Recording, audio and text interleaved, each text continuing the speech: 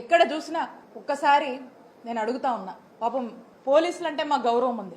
మొదటి నుంచి కూడా ఎప్పుడు కూడా పోలీసులు అన్నా ఇన్స్టిట్యూషన్స్ అన్నా మాకు చాలా హై రెస్పెక్ట్ ఉంది. ఒక్కసారి నేను క్వశ్చన్ చేస్తా ఉన్నా ఈ పోలీస్ అధికారులు, ఒక్కసారి మీరు ఆత్మవిమర్శ చేసుకోండి. పిన్నెల్లి బ్రదర్స్కి ఈ హత్యకు ఏమైనా సంబంధం ఉందా? ఒక్కసారి మీరు ఆత్మవిమర్శ చేసుకోండి.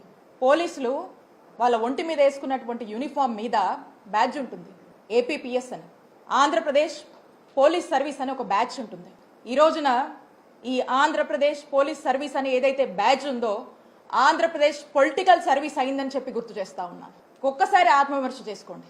ఇదే కాదు, ఇదే జిల్లాలో మనం తీసుకుందాం, ఇక్కడ ఎంతమంది సోషల్ మీడియా పిల్లల్ని జైళ్ల పాలు చేశారు, ఎంతమంది వైఎస్ఆర్ కాంగ్రెస్ పార్టీ ఫాలోవర్స్ ని ఈరోజు అక్రమంగా కేసులు పెట్టి వేధించి ఇబ్బందులకు గురి చేసి జైళ్ళకి ఇచ్చారు, అరెస్టు చేశారు.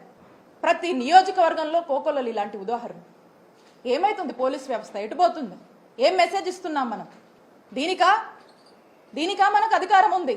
ఈరోజు చూసుకుంటే మనం చూసాము, రీసెంట్గా మొన్న గుర్జాల నియోజకవర్గంలో హరికృష్ణ అనేటువంటి ఆ బీసీ అబ్బాయి ఎంత ఘోరంగా హెరాస్మెంట్, థర్డ్ డిగ్రీ ఏ విధంగా వాడి అతను కనీసం నడవలేనటువంటి పరిస్థితిలో చూస్తూ ఉన్నాం. ఏం పాపం చేశారు? అలా ఏ నియోజకవర్గంలో మనం చూసినా కూడా ఇబ్బందులే. అంతెందుకు, మన నరసరావుపేట నియోజకవర్గంలోనే గోపిరెడ్డి గారి మీద ఎన్ని అక్రమ కేసులు కట్టారు. మా చిల్లూరుపేట నియోజకవర్గంలో నన్ను ఏ విధంగా వేధించారు రీసెంట్గా కూడా మీరు చూశారు. పోలీసులు ఒక లెవెల్కి మించి వాళ్ళ మరి ఎవరి మెప్పుల కోసమో ఏంటో కానీ ఒక స్థాయికి మించి వాళ్ళ ఉద్యోగంలో ఏదైతే వాళ్ళ ఒక డిసిప్లిన్స్తో ఒక రెస్పాన్సిబిలిటీస్తో ఏదైతే కొన్ని ఓట్స్ వస్తున్నాయో అన్నీ కూడా పక్కన పెట్టి ఈ పొలిటికల్ మెప్పుల కోసము ఏ విధంగా పనిచేస్తున్నారు అనేది మనం చూస్తూ ఉన్నాం. కాబట్టి నేను చెప్తా ఉన్నా, ఎక్కడ చూడండి రాష్ట్రంలో ప్రతి జిల్లాలో ప్రతి నియోజకవర్గంలో కూడా ఈ యొక్క అత్యుత్సాహం ప్రదర్శిస్తున్నటువంటి పోలీస్ ఆఫీసర్లకు, అధికారులకు అండ్ ఎస్పెషల్లీ అన్యాయంగా అక్రమంగా ఇలాంటి ఇల్లీగల్ కేసులు పెట్టి ఇబ్బంది పెట్టాలని చూస్తున్నటువంటి ప్రతి ఒక్కరు కూడా నేను చెప్తా ఉన్నాను, మా నాయకుడు జగన్మోహన్ రెడ్డి గారు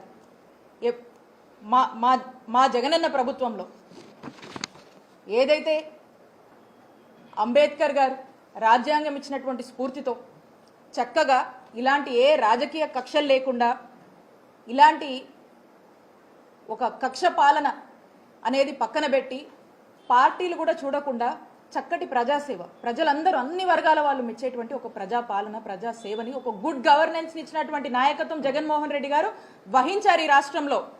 అదే అంబేద్కర్ గారు ఇచ్చినటువంటి రాజ్యాంగ స్ఫూర్తితో ఈ అత్యుత్సాహం చూపిస్తున్నటువంటి పోలీస్ ఆఫీసర్లు, అధికారులు ప్రతి ఒక్కరు కూడా మీ ఇష్టానికి అత్యుత్సాహం చూపించి మా వైఎస్ఆర్ కాంగ్రెస్ పార్టీకి సంబంధించినటువంటి వాళ్ళ మీద ఇదే విధంగా మీరు దూకుడు ప్రదర్శిస్తే అదే అంబేద్కర్ గారి రాజ్యాంగ స్ఫూర్తితో మిమ్మల్ని ఖచ్చితంగా అకౌంటబుల్ చేస్తాము, ఖచ్చితంగా చట్టం ముందు మిమ్మల్ని దోషులుగా నిలబెడతామని తెలియజేసుకుంటున్నాను.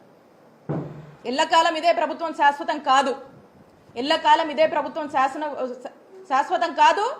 ఇదే టీడీపీ పాలన ఉంటుందనేటువంటి మబ్బుల నుంచి బయటకు వచ్చి మానవత్వంతో మీ యొక్క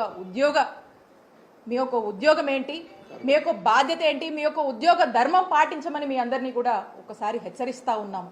కాబట్టి స్పష్టంగా చెప్తా ఉన్నాము, ఏదైతే పిన్నెల్లి బ్రదర్స్ని వాంటెడ్గా ఫస్ట్లో ఉన్నటువంటి జెన్యూనిటీ, ఫస్ట్లో ఉన్నటువంటి ట్రాన్స్పరెన్సీ అనేది political intervention, political influences involve అయిన తర్వాత ఏదైతే ఒక ట్రాక్ తప్పించి మీరు వీళ్ళని కూడా ఇందులో ఇన్వాల్వ్ చేశారో దాన్ని ఇమీడియట్గా కూడా వాళ్ళని ఇందులోంచి ఇమీడియట్గా కూడా వీళ్ళని రిమూవ్ చేయాలని వైఎస్ఆర్ కాంగ్రెస్ పార్టీ బలంగా డిమాండ్ చేస్తుంది. దీనికోసం మేము ఎంత పెద్ద ఎత్తునైనా పోరాటం చేస్తాము, దీనికోసం ఎక్కడి వరకైనా కూడా వెళ్ళి మేము లీగల్గా పోరాటం చేస్తామని స్పష్టం చేస్తూ ఉన్నాను. అలాగే మనం చూస్తూ ఉన్నాము, కాకాని గోవర్ధన్ రెడ్డి గారు ఇల్లీగల్ కేసు పెట్టి ఆయన ఒక ఎప్పటి నుంచో కూడా ఆయన ఉన్నారు, పాలిటిక్స్లో ఉన్నారు, ఆయన ఒక ఎక్స్ మినిస్టర్గా పనిచేశారు. ఇలాంటి ఇల్లీగల్ కేసులు పెట్టి ఆయన్ని ఏ విధంగా అరెస్ట్ చేశారు? అయితే ఖచ్చితంగా మీరు ఎవ్వరిని వదలట్లేదు. ఈ రెడ్ బుక్ రాజ్యమేలుతుందనేటువంటి విషయం మీరు దీన్ని పరాకాష్ఠకు దానికి మించి ఇంకేదన్నా ఉంటే కూడా చెప్పొచ్చు, అలా మీరు చూపిస్తూ ఉన్నారు. కానీ ఇవన్నీ కూడా ప్రజలందరూ కూడా గమనిస్తూ ఉన్నారు.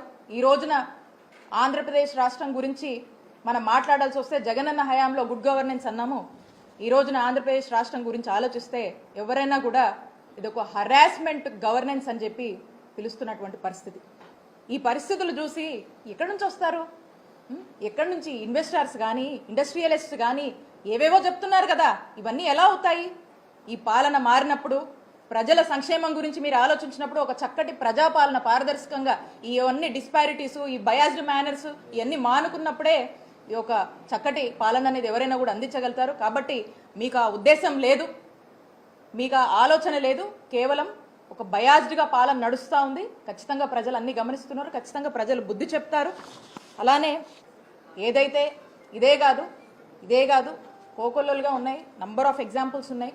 ఈ ఎగ్జాంపుల్స్ అన్నీ కూడా ఇవన్నీ ప్రజలు ఏమీ మర్చిపోవట్లే, ప్రజలు అన్నీ గుర్తుపెట్టుకుంటున్నారు, కానీ సమయం కోసం వెయిట్ చేస్తూ ఉన్నారు. కాబట్టి మేము వైఎస్ఆర్ కాంగ్రెస్ పార్టీ ఏదైనా ఇలాంటి ఇష్యూస్ వచ్చినా దేనికైనా కూడా మా నిజాయితీయే మా నమ్మకం, మా నాయకుడు సిద్ధాంతమే, మా పార్టీయే, మాకున్నటువంటి మా కార్యకర్తల కమిట్మెంటే ఈరోజు మా అందరికి కూడా మమ్మల్ని ఇంకా కూడా నిలబెడుతుంది. మేము ఇంకా ధైర్యంగా అడుగేస్తాము. మీరు ఇలాంటివి ఎన్ని పెట్టుకున్నా, ఎన్నిట్లో మమ్మల్ని ఏం చేయాలని చూసినా ప్రధానికి వన్ డే మీ అంతా కూడా you are all answerable, you are all accountable. ఖచ్చితంగా కూడా ఒక సమయం వచ్చినప్పుడు దీనికి మీరు సమాధానం చెప్పుకునేటువంటి రోజులు వస్తాయి. ఖచ్చితంగా తెస్తాము. ఎక్కడా కూడా మా పోరాటం ఆపమని చెప్పి స్పష్టంగా మీ అందరికీ కూడా తెలియజేస్తా ఉన్నాం.